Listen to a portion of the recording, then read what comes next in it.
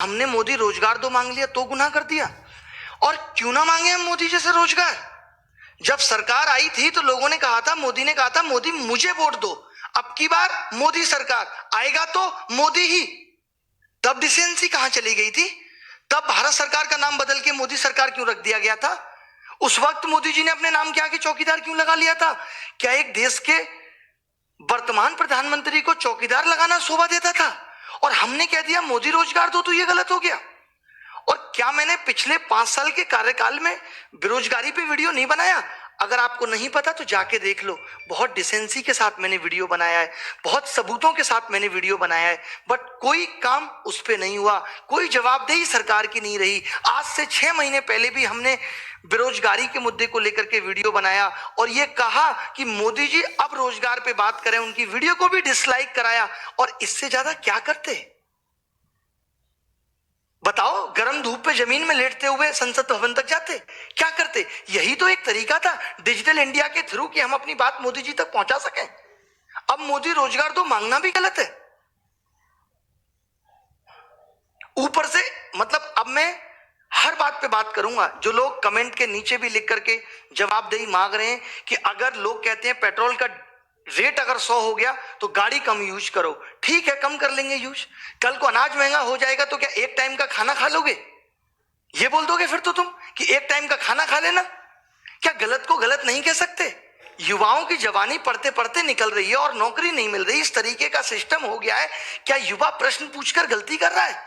आज बेरोजगारी चरम पर है और अगर हमने तेज आवाज में ये कह दिया कि रोजगार दो, उसके बावजूद भी कोई मीडिया चैनल इसको दिखाने को तैयार नहीं है, बल्कि हमें गलत ठहराया जा रहा है, हमारी आवाज को दबाने की कोशिश की जा रही है। एक कानून उन मीडिया चैनल्स के लिए भी बना देते जो टाइम पास कर रहे हैं पिछले 4 साल से। आज अगर युवा रोजगार मांग रहा है तो लोग उसकी काबिलियत पे उंगली उठा रहे हैं। अरे किसने बनाया उसे काबिलियत? किसने दी उसको 10th में 80% और 12th में 90%? मैंने बनाया था ऐसा सिस्टम कि सबके 90% आ जाए। मैंने बनाया था ऐसा पेपर कि सबको 200-200 नंबर आ जाए और उसके बावजूद भी सिलेक्शन नहीं होगा। और फिर उसके बाद आप काबिलियत पूछोगे? पीएचडी करके आदमी चपरासी का फॉर्म भर रहा है और आप कह रहे हो कि लोग काबिल नहीं है इस देश में। और आप कह रहे हैं कि काम से रोजगार मिलता है, मांगने से नहीं।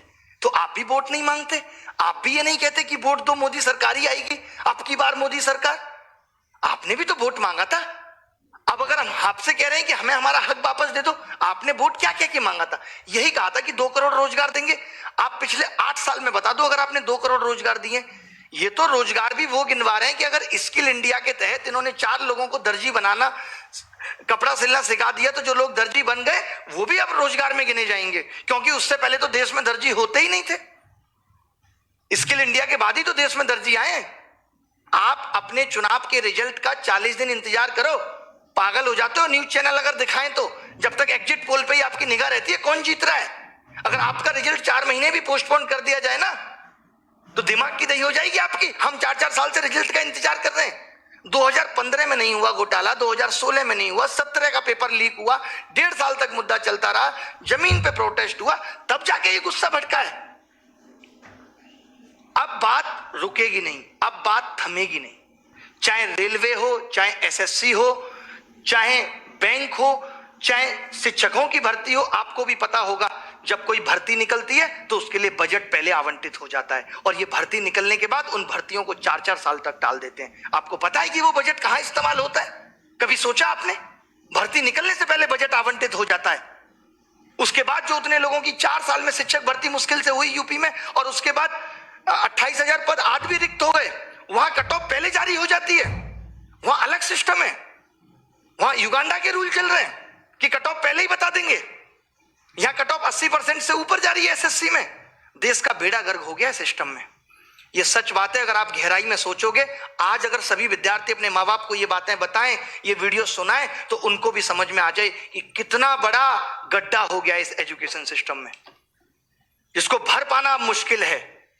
सरकार जब तक ये सारे बैकलॉग क्लियर नहीं करेगी, जब तक सरकार अपनी पॉलिसी के बारे में नहीं बताएगी कि एजुकेशन सिस्टम पे वो क्या पॉलिसी बना रही है, तब तक ये थमने वाला नहीं है। मोदी रोजगार दो का ट्रेंड का सिर्फ इतना मतलब है कि सरकार को ये चेतावनी दी जा रही है कि हमारे बारे में सोच लो, हमारे बारे में बात करो। हमें बताओ कि आप हमारे बारे में क्या सोच रहे हो। अभी 4-5 महीने पहले आपने सीईटी की लॉलीपॉप देके हमें थमा दी। आपने बताया सीईटी में क्या करोगे, उसके बाद आपका कोई नोटिफिकेशन आया कि आप सीईटी में क्या करोगे? जब आपको नोटिफिकेशन निकालना होता है अरीना की बात पे, आप 2 मिनट में ministry of home affairs India against propaganda जारी कर देती है। आज आपने बताया सीईटी का प्रोसेस क्या होगा। एसएससी एक ऐसा एग्जाम है जहां आप 7 महीने में सब कुछ क्लियर कर सकते हो कि हम फॉर्म निकालेंगे 2 महीने के अंदर प्री का एग्जाम लेंगे, उसके 3 महीने के बाद मेंस का एग्जाम लेंगे और 3 महीने बाद आपका सिलेक्शन फाइनल देके कह देंगे कि 4 महीने बाद ज्वाइनिंग के लिए आ जाना। क्या ये सिस्टम नहीं हो सकता? सन 2000, सुन लो लोग ध्यान से, सन 2018 का रिजल्ट आज तक फाइनल नहीं है। 2017 की सारी ज्वाइनिंग आज तक नहीं हुई, हम 2021 में जी रहे हैं। क्या होगा? आप लास्ट के 6 महीने में आके कहोगे हमने युवाओं के बारे में ये सोचा है।